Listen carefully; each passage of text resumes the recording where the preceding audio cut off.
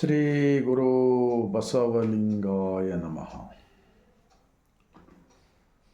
ಜಗಜ್ಯೋತಿ ವಿಶ್ವಗುರು ಕ್ರಾಂತಿ ಯೋಗಿ, ಜಗತ್ತಿನ ಮೊಟ್ಟ ಮೊದಲನೆಯ ಪ್ರಜಾಪ್ರಭುತ್ವ ಸ್ಥಾಪಕರು, ರಾಜರ ಆಡಳಿತದಲ್ಲಿ ಪ್ರಧಾನಮಂತ್ರಿಯಾಗಿದ್ದುಕೊಂಡು ಸರ್ವ ಮಾನವ ಜೀವರಾಶಿಗಳಿಗೆ ಲೇಸನ್ನೇ ಬಯಸುವ ಸಲುವಾಗಿ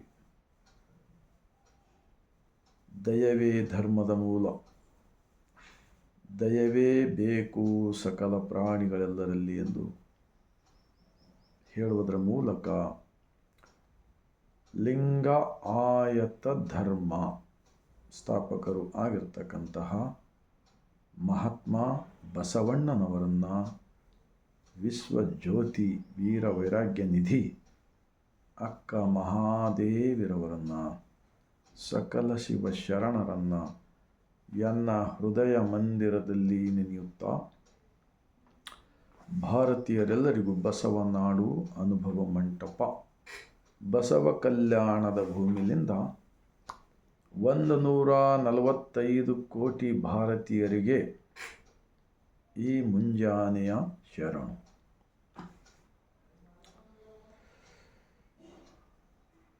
ಇವತ್ತ ದೇಶದಲ್ಲಿ ಮಹಾತ್ಮ ಬಸವಣ್ಣನವರು ಸ್ಥಾಪಿಸಿದ ಅನುಭವ ಮಂಟಪದ ವಚನಗಳು 23 ಭಾಷೆಗಳಲ್ಲಿ ಬಂದಿವೆ. ಕರ್ನಾಟಕ ರಾಜ್ಯದ ಸರ್ಕಾರ ಇಂದಿನ ಮುಖ್ಯಮಂತ್ರಿಗಳಾಗಿರ್ತಕ್ಕಂಥ ಸನ್ಮಾನ್ಯ ಶ್ರೀ ಸಿದ್ದರಾಮಯ್ಯರವರು ಬಸವಣ್ಣನವರನ್ನು ಸಾಂಸ್ಕೃತಿಕ ನಾಯಕ ಎಂದು ಘೋಷಣೆ ಮಾಡಿದ್ದಾರೆ. ಅವರ ಮಂತ್ರಿಮಂಡಲದ ಮುಖಾಂತರ ಎಲ್ಲ ಸರ್ಕಾರಿ ಕಚೇರಿಗಳಲ್ಲಿ ಮಹಾತ್ಮ ಬಸವಣ್ಣನವರ ಭಾವಚಿತ್ರವನ್ನು ಹಾಕಲು ಕೂಡ ಆದೇಶ ಮಾಡಿದ್ದಾರೆ. ಈ ಬಸವಣ್ಣನವರು ಸ್ಥಾಪಿಸಿದ ಅನುಭವ ಮಂಟಪದ ಲಿಂಗ ಆಯತ ಧರ್ಮದಲ್ಲಿ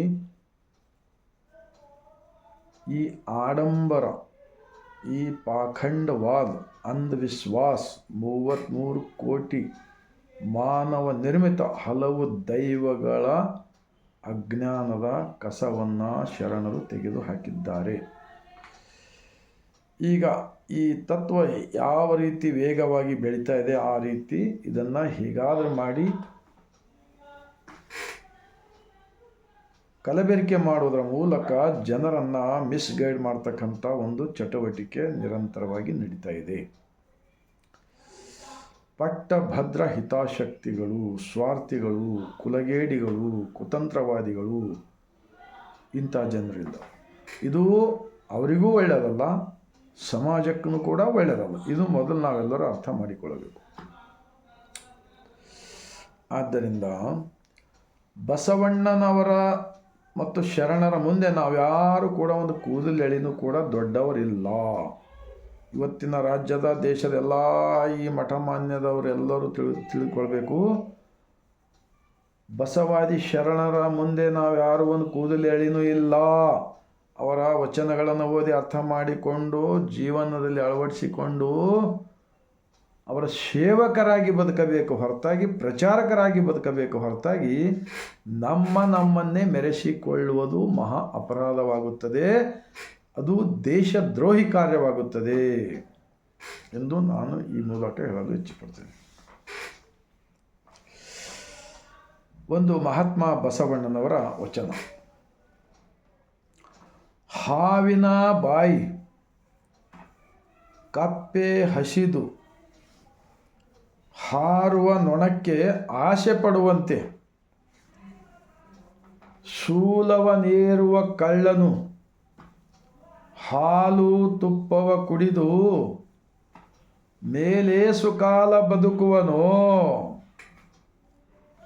ಕೆಡು ಒಡಲ ನೆಚ್ಚಿ ಕಡು ಹುಷಿಯನ್ನೇ ಹುಸಿದು ಒಡಲ ಹೊರೆವವರ ವಲ್ಲನೂ ನಮ್ಮ ಕೂಡಲ ಸಂಗಮ ದೇವ. इस वचन का भावार्थ क्या होता है? जैसे कि एक हाविन बाई कप्पे हसिदु। सांप मेंढक को खाने का बहुत इंटरेस्ट रखता है। सांप सांप का मुंह में मेंढक है, ऑलरेडी पकड़ा है, और वो मेंढक के सामने एक मक्खी उड़ रहा, तो ऑलरेडी मेंढक सांप के मुंह में फंस गया है। सामने जाने वाला मक्खी को खाने का आस कर रहा वो। हाँ, तो आज जो धर्म के ठेकेदार लोग, धर्म के प्रचार, धर्म के नाम बोलने वाले, भगवान के नाम, ये सारे लोगों ने इस देश, भारत देश को पूरा बर्बाद करके रख दिया है। सब तरफ अंधविश्वास, मूढ़ रूढ़ी। ऐसा करने से बहुत सारे लोग मानसिक रोगी बन गए और भ्रष्टाचार बढ़ रहा है। इससे कोई आत्मसाक्षी से नहीं जी रहा।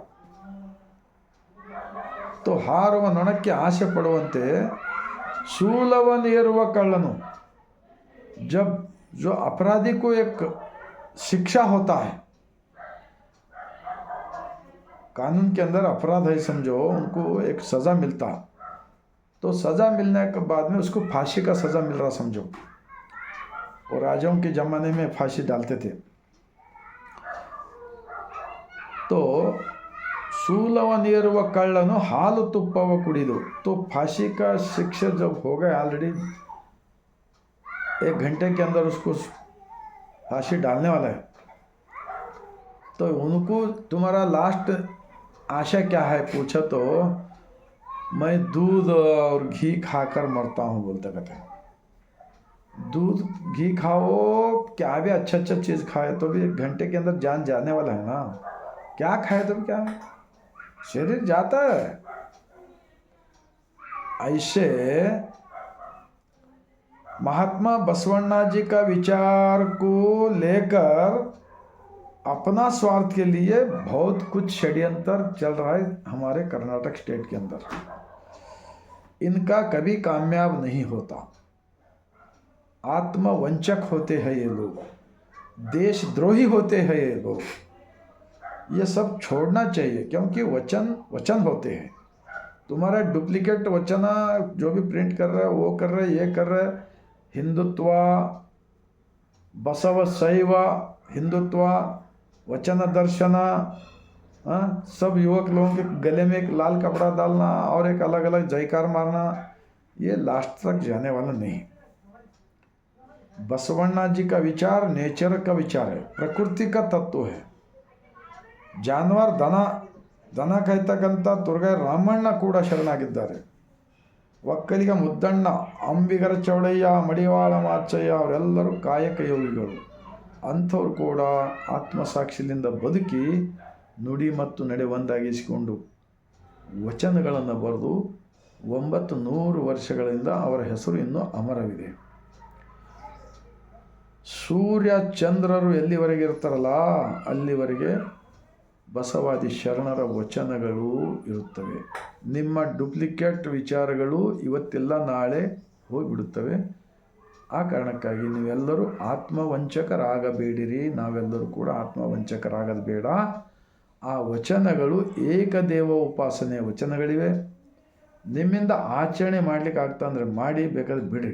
ಆದರೆ ಬಸವಾದಿ ಶರಣರನ್ನು ನಿಮ್ಮ ಅಜ್ಞಾನದ ಆಚರಣೆಗಳಲ್ಲಿ ಸೇರಿಸಿ ಹಾಳು ಮಾಡಬೇಡಿರಣ್ಣ ಎಂದು ಒಂದು ಕಳಕಳಿ ವಿನಂತಿಯೊಂದಿಗೆ ಈ ವಿಡಿಯೋ ಮಾಡಿದ್ದೇನೆ. ನಿಜಕ್ಕೂ ನಮ್ಮೆಲ್ಲರ ಮನಸ್ಸಿನಲ್ಲಿ ಒಂದು ಹೃದಯವಿದ್ದರೆ ಆ ವಚನಗಳನ್ನು ನಮಗೆ ಮುತ್ತು ರತ್ನಗಳಿದ್ದ ಹಾಗಿವೆ. ನಾವು ಬರೆದಿರ್ತಕ್ಕಂಥ ನಮ್ಮ ಮಾತುಗಳಾಗಿರ್ತವೆ. ಆ ವಚನಗಳಿಂದ ನಮ್ಮ ಜೀವನ ಪಾವನ ಮಾಡಿಕೊಳ್ಳಲು ಬರುತ್ತದೆ. ಆರೋಗ್ಯವಂತ ಸಮಾಜವನ್ನು ಕಟ್ಟಲು ಬರುತ್ತದೆ. ಭ್ರಷ್ಟಾಚಾರ ಮುಕ್ತ ದೇಶ ಕಟ್ಟಲು ಬರುತ್ತದೆ.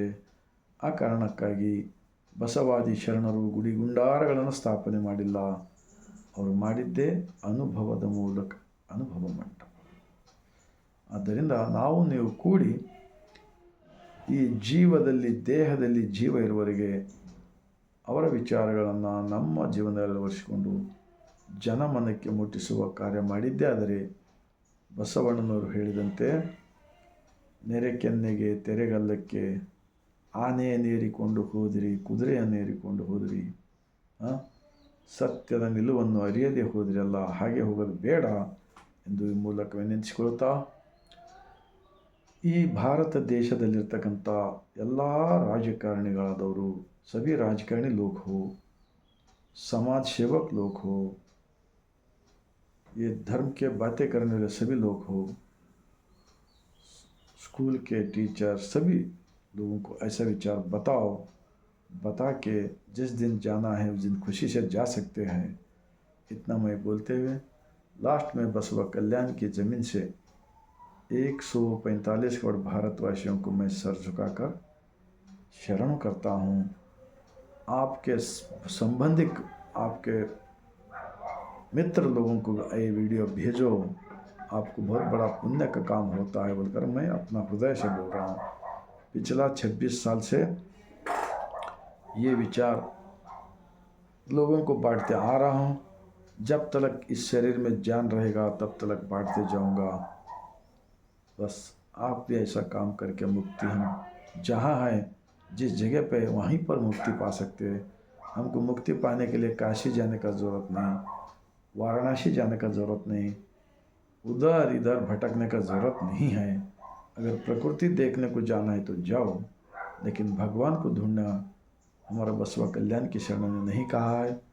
तुम्हारा शरीर ही मंदिर है, इस मंदिर के अंदर मालिक है, मालिक के साथ धन्यवाद कहो रोज़ रोज़। ये सिखाता है हमारे 12वीं शताब्दी के लिंगायत धर्म स्थापक महात्मा बसवण्णा जी। इतना मैं बोलते हुए लास्ट में पूरे भारतवासियों को और एक बार बसवा कल्याण की ज़मीन से मैं सर झुकाकर शरण करता हूँ।